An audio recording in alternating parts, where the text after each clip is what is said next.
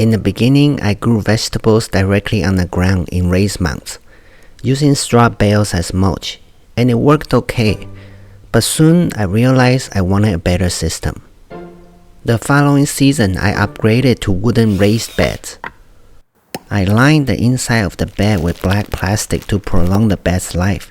When wood is in direct contact with soil, it tends to rot faster. Raised beds can help the soil drain better. It also helps weeding, watering, and planting much more efficient.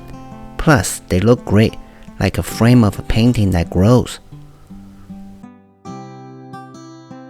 And we have gotten a lot of produce from it. Then I learned about the cold frame, which is really just a tiny greenhouse.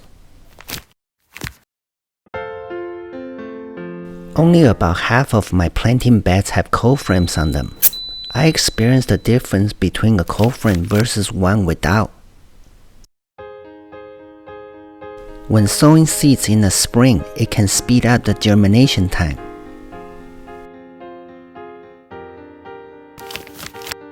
A cold frame can significantly raise the temperature inside it, including the soil, and warm soil means faster germination. It gives me a head start in the spring.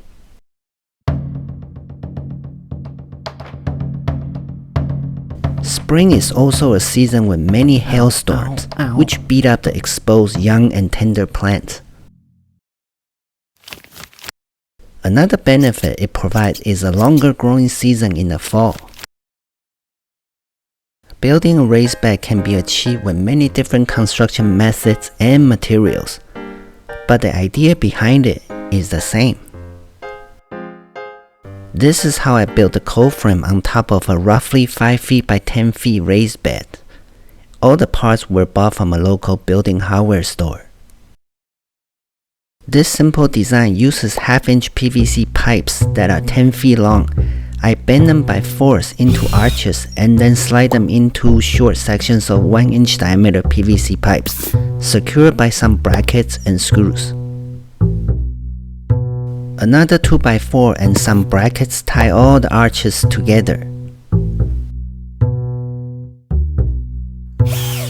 Then I staple 2 pieces of clear poly sheets on both sides, so I can trim them to shape.